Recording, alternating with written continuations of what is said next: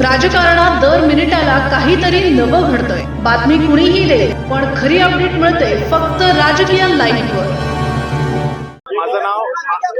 माझं नाव डॉक्टर अभिजित तोडा आहे. मी पवार साहेबांना बघतो आहे.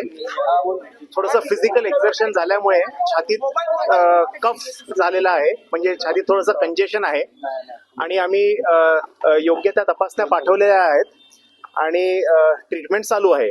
आता कंडिशन एकदम स्टेबल आहे आणि तपासणी आल्यावरतीच आम्हाला जे काही त्याच्यात बदल करायचा असेल ते बदल करू.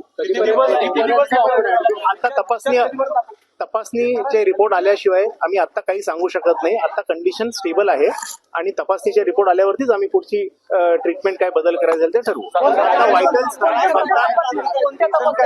थोडंसं मी सांगितलं फिजिकल एक्झर्शन असल्यामुळे थोडंसं कंजेशन झालेलं आहे आणि आता सगळे व्हायटल पॅरामीटर्स सगळे स्टेबल आहेत. काळजी करण्यासारखं काय आता तरी काही नाही. आणि पवार साहेब आता रूम मध्ये आहेत, आयसीयू मध्ये नाही. Series because of physical exertion 2-3 दिवसापासून त्रास असेल. सरांच्या 2-3 दिवसापासून त्रास आहे.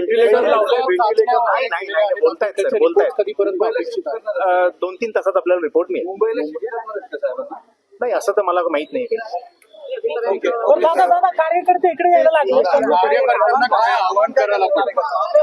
मी सर्व कार्यकर्त्यांना विनंती करतो, आपण अजिबात हॉस्पिटलला येऊ नका, कारण हॉस्पिटलमध्ये इतरही सर्व पेशंट आहेत आणि आताच जसं डॉक्टरांनी सांगितलं की पवार साहेबांची तब्येत आता नॉर्मल आहे.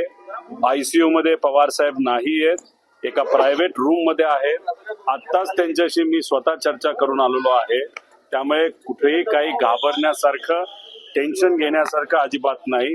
गेल्या 12-13 दिवसामध्ये फिजिकल स्ट्रेस म्हणजे तुम्ही बघितलं असेल, पवार साहेब स्वतः बऱ्याच ठिकाणी जात होते, लोकांना भेटत होते.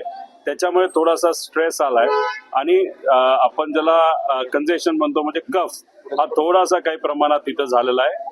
आता पुढच्या काही वेळामध्ये रिपोर्ट्स येतील.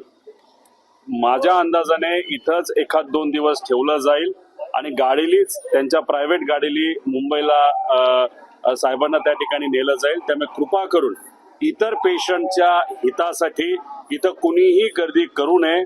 पवार साहेबांना कोणालाही त्या ठिकाणी भेटता येणार नाही, कारण का इथल्या हॉस्पिटलचा प्रोटोकॉल हा योग्य पद्धतीने फॉलो केला पाहिजे असं सुप्रियाताईंचं आणि आमच्या सर्वांचंच त्या ठिकाणी मत आहे. राजकीय घडामोडींचा सर्वात वेगवान अपडेट फक्त इथेच राजकीय लाईव्हवर. आमच्या YouTube चॅनलला लाईक, शेअर, सबस्क्राईब करा आणि रहा राजकारणाच्या रणभूमीवरील थेट नजरेत.